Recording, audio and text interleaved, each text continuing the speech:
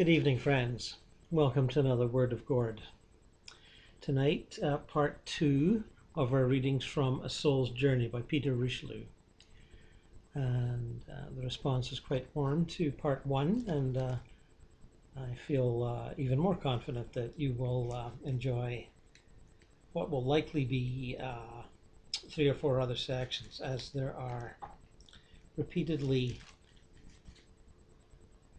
good, useful, and deeply descriptive experiences of the out-of-body states, going from that of being a sort of a ghost in the physical world, as we found in part 1, to not exactly a full residence in the astral plane, but an extended visits with full residence of the astral plane. So let us continue with this book that was seems to have been published in the mid-1950s in South Africa, and then republished in various other editions from the early 1970s onward. And if you check your internet book outlets, I think you'll find it available in several places, in paperback editions of one kind or another. So we left our friends at as out-of-body explorers, i.e. ghosts, floating around and during London in one evening of the Blitz time period. And let me just continue just a few lines on from where we were before. And I will be sort of editing as we go along, as some sections are more interesting than others, and can't possibly read the whole book. Time comes for a cabaret after dinner. The cabaret included a sort of dance by some very light-clothed damsels, and during the dance they made use of every bit of space that existed between the tables of the diners. That took in the place where our astral table was situated, and again I experienced the strange sensation caused by individuals in their physical bodies passing through one's astral body.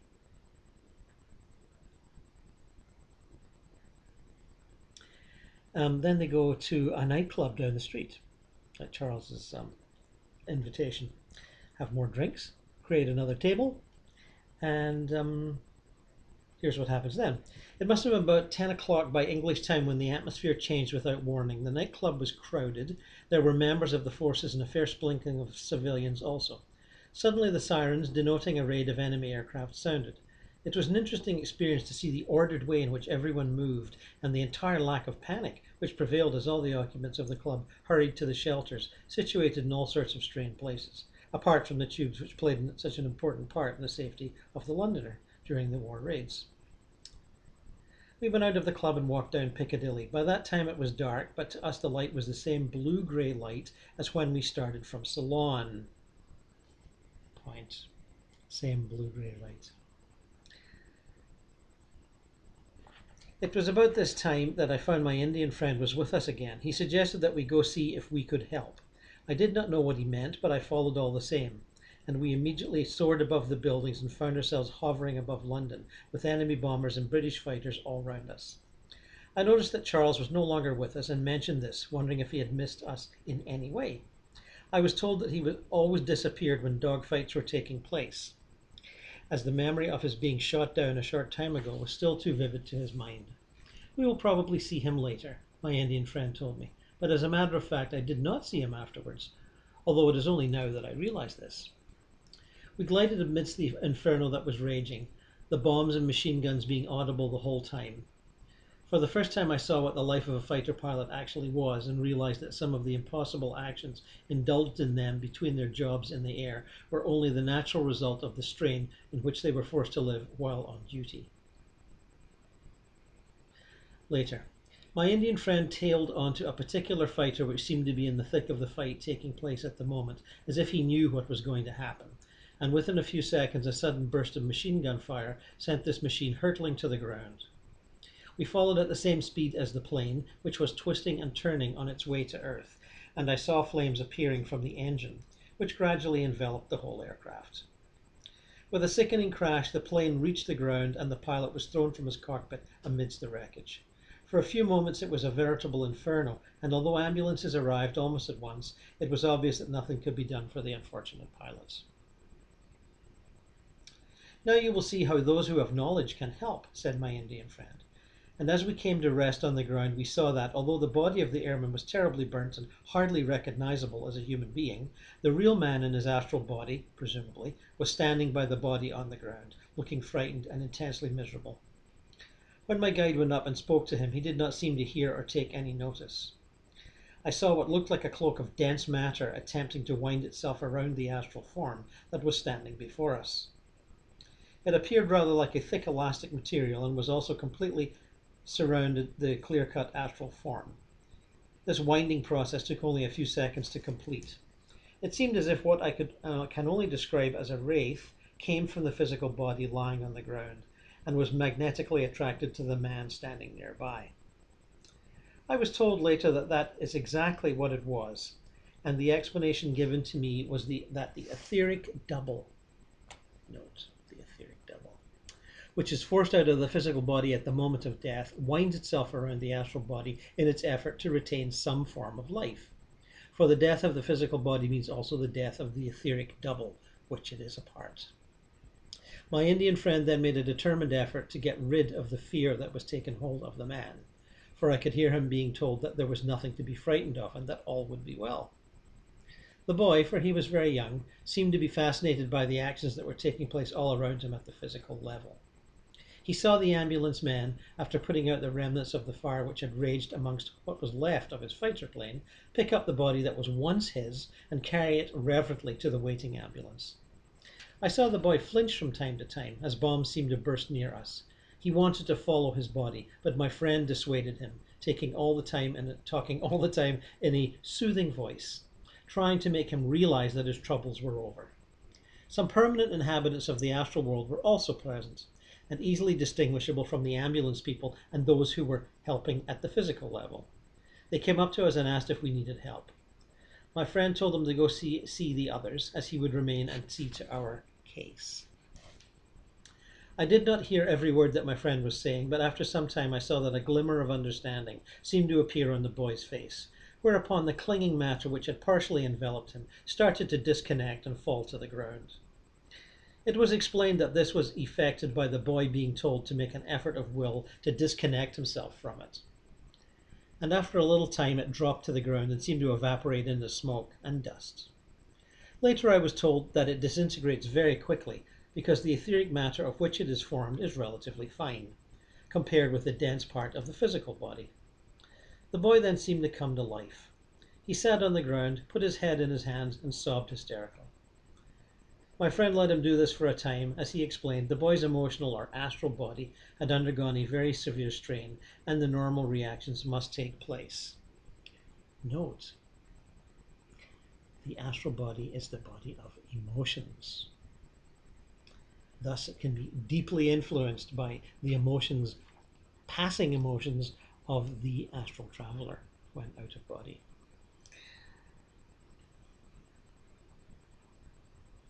The boy seemed to think that he had in some way failed, and even then did not seem to realize that he was dead and forever out of the hell which he had known. "Come with me and we'll talk about this," said my friend as he took him by the arm, without the boy seeming to notice it. And we swiftly moved from the scene, and within a few seconds we were far away and in the country. My friend took him to a lovely spot near a wood, where there was a little stream wending its way down to a great river beneath, on the bank of which we sat down in a silence that was heaven after the inferno that we had recently left. My friend started to talk, thus gradually breaking down the remaining sensation of fear and horror, whilst the boy listened to a very brief explanation of what had taken place. At first he would not believe that he was dead and kept on saying, "How can I be dead when I feel so much alive?" You'll have seen that remark in several of my books. It's extremely common and can actually be a huge barrier to getting to people to believe that they're dead because they feel so much alive. We then asked him where he lived and he told us. "Come along then and we'll go see if your father and mother are asleep yet." The boy could not understand what all this was about, but he pointed out the house where his family lived, which was beyond Finchley. and there we found the family had just retired to bed, but as yet were not asleep. The boy did not seem to realize that strangers were walking about his house and gazing at his parents, and my friend continued talking to him so as to distract his attention from what would otherwise have seemed a very strange scene to him. After a time, first his father, then his mother, fell asleep, and as they slipped out of their bodies, they seemed overjoyed at seeing their son. My friend started to tell them what had happened and tried to prepare them for the news that they would receive on the morrow. At first, naturally, they were horrified at what had happened, but when they realized that their son was in no way lost to them and that they would be able to see and contact him whenever they were asleep and out of their bodies, much of the grief which had hit them like a hammer blow passed away. It is a great pity that people do not remember what they have seen and been told when out of their bodies, but usually they remember nothing. I can understand now, though, why so many people have a feeling before bad news is received of an accident or a death in a family. It is because they have been told about it on the astral plane, and in the following morning some slight resemblance of this has been brought back into the waking consciousness of the individual.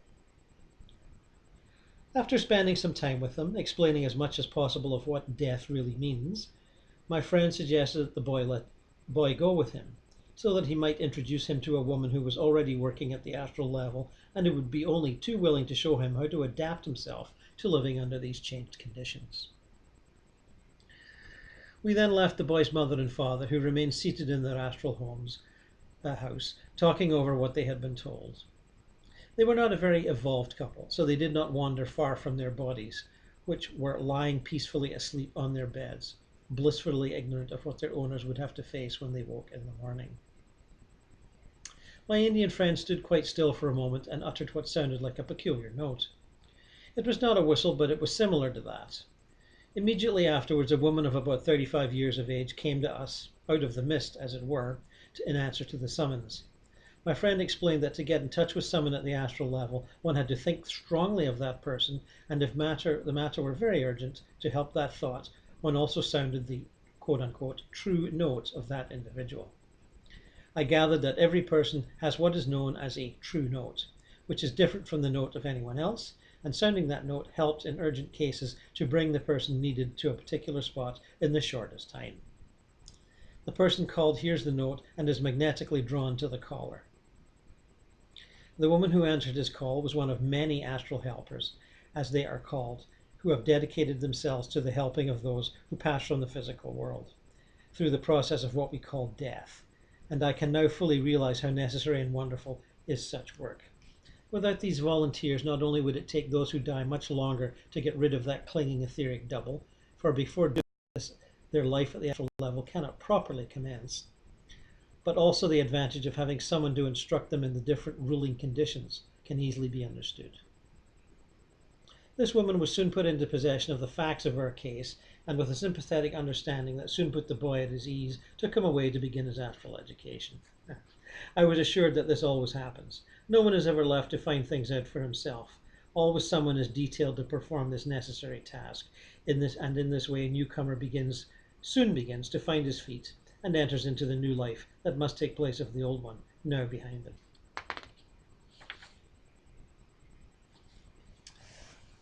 That is generally true in my experience. I've found usually that just thinking of astral helpers will bring them.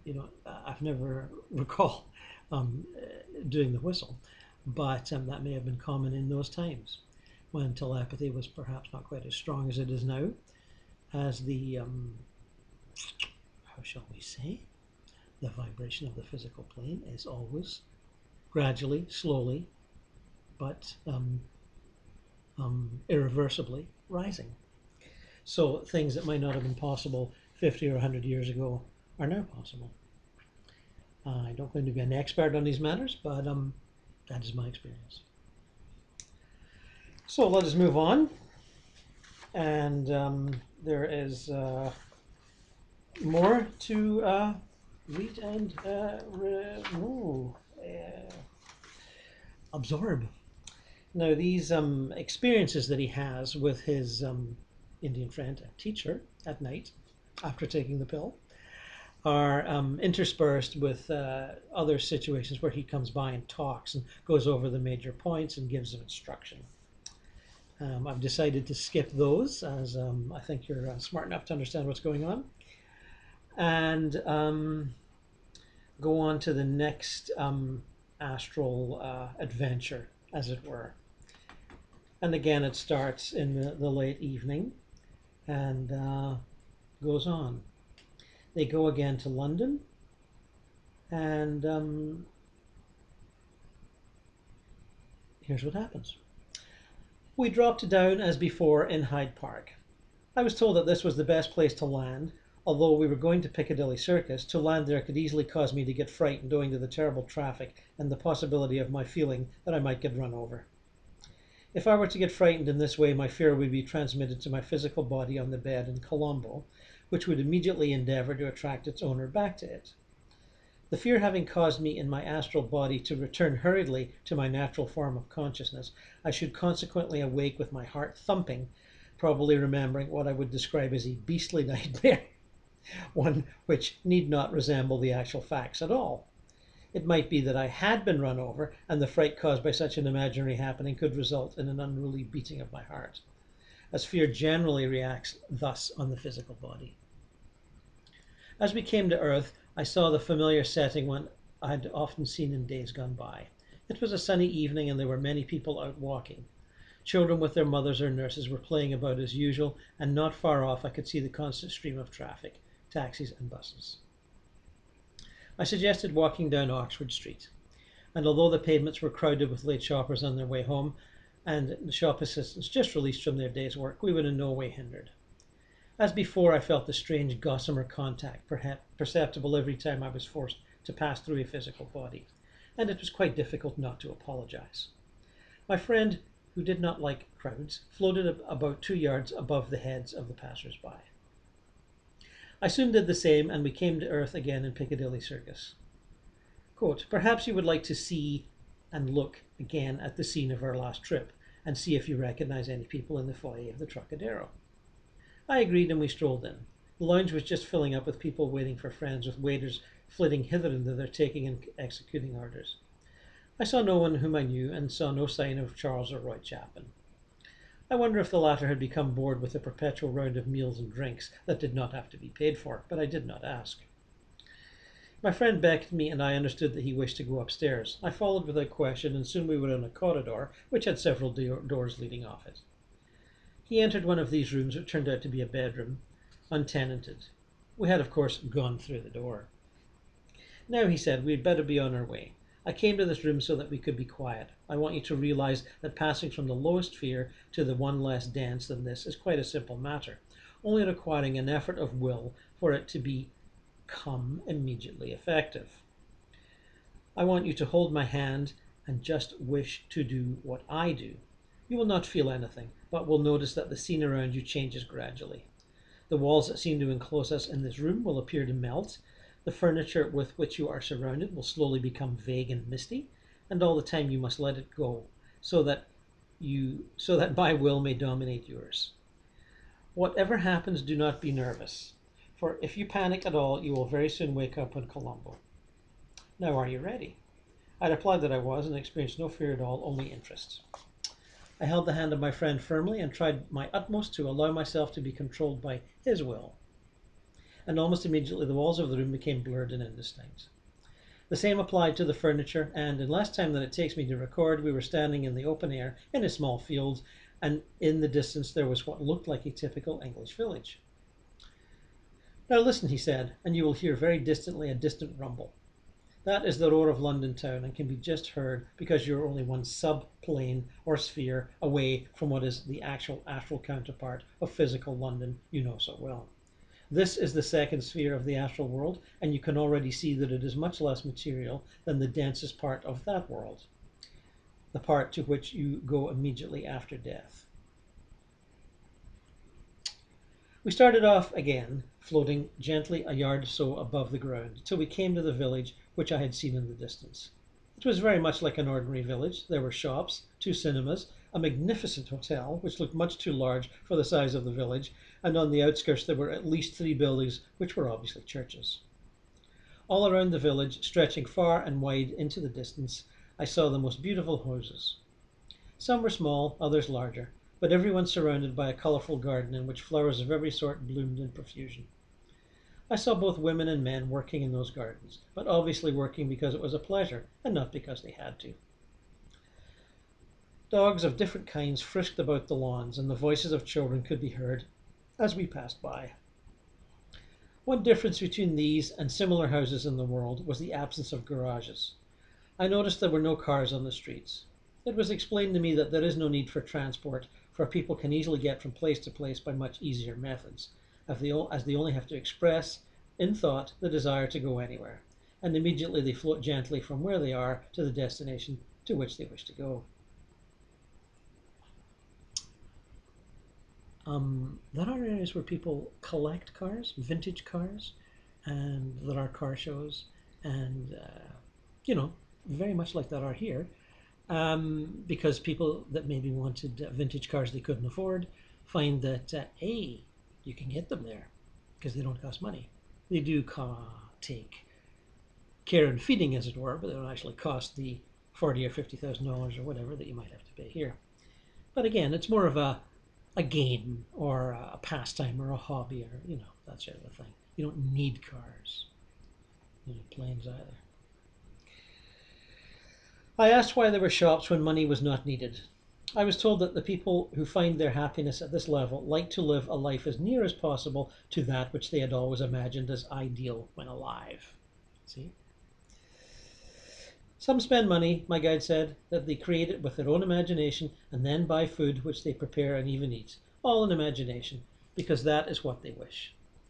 But surely, I asked, it is quite unnecessary to have shops when a thought would be sufficient to produce in one's home what one wanted. These shops, he replied, have their origin in the minds of the inhabitants, and none of them exist in the world, nor do the people who serve in them. Thought farms. Once the residents here think a thing, it becomes a fact in this world of illusion. These shops are all figments of the imagination, together with the things that are sold therein. But so long as the people want to have shops near them, they have them, for they imagine them. He continued, it is the same with churches. People like to continue their religious practices even though after death they may have found that many of the statements made by the priests and pastors have not been entirely correct. The permanent inhabitants build these churches, and ex-priests and ex-ministers of religion carry on their old vacations, drawing round them followers, just as they did in the life that is ended. Cinemas too are very popular, but whilst there is an unending variety on the first sphere, it is not quite the same on the second. Here cinemas are not the astral counterparts of such places in this world, but are the creations in thought of the permanent inhabitants. There are always ex-producers of films or amateur producers who create new films in their imagination, and their thought forms are produced on the screen for all to see. These shows are in many ways better than those we see in the world, and those which the astral inhabitants see on the first sphere under astral conditions. Producers can allow their imagination to run riot. There is no need to consider the cost of production here. Theatres are also popular at this level. Those who are interested in amateur theatricals as well as ex-actors and actresses produce one play after another for the benefit of their friends and acquaintances, and they are able to do so quite easily, as there is no difficulty in obtaining the correct costumes, scenery, or an orchestra, as these things are just created in their imagination and cost nothing. Now, this whole notion of thought forms and people creating things raises a number of interesting questions. I've certainly had the experience over and over of attending theatrical performances, musical concerts by deceased musicians and actors, some of whom use names would recognize if I mentioned them. You can imagine. Think of who's passed on in the last 40 years, and there you go. And sometimes they are completed, performed with living musicians and actors out of their bodies at night, but still physically alive. They do some performance and they go back. Many years ago, physically, I attended at least one performance by some, if not all, but a goodly portion of the Grateful Dead on the astral plane. And it was pretty much like See the Grateful Dead here, except the light show was really cool. So a lot of this stuff goes on and people don't remember. And you can't harass them and say, you should remember, you should remember. Some do, some don't. And we all proceed onward to greater consciousness. And part of that greater consciousness is knowing what we're doing when we're out of body.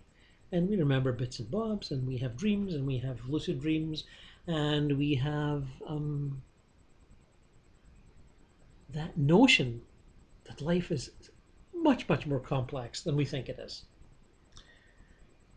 But the text is right. Some of these places on the, how shall we say, first sphere are thought forms.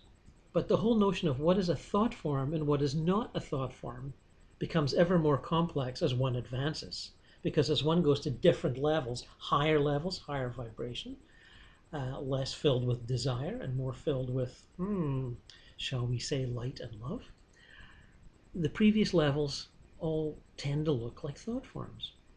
So the whole notion of what exactly is a thought form becomes ever more complex and ever more subtle in our attempts to define it. And for me, I've more or less given up. I mean, you just drive yourself mad trying to figure out, is it real or is it a thought form? Because ultimately, it's kind of all the same. Some people still wish to live in hotels. Probably they are people who have always thought it would be wonderful to live in one of the big hotels that were far too expensive for them in the world, and now they can live in such hotels. That is why this hotel looks so very large compared with the size of the village. Such an hotel could not exist in an ordinary village in the world, but here it does not need to make a profit. People live in the hotel and have all the service and attention they want by merely imagining it, and they are happy, for a time. But surely all this becomes very boring after a time, I asked. Yes, it does, he said, and then the people look for something more satisfying in life, as you will see. For when their particular desire is no more, then they are able to change to something else and get what they want. Many people are perfectly happy with this Arcadian existence, particularly those who have had a rather hard time during their earth life. Such people often spend 90% of their astral existence under these conditions, where they have the friends, pets, beautiful homes, and gardens which satisfy them, and only pass on to the mental world, where they are more or less forced to do so by the urge of their egos, who wish to progress along the path of evolution. And I think we'll leave that one for right now. Enough food for thought there, and we'll get back in a few days, if not sooner.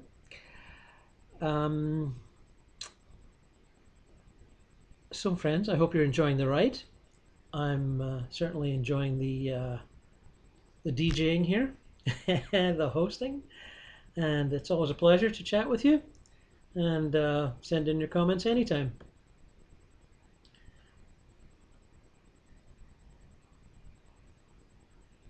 And I will be glad to receive them. So long.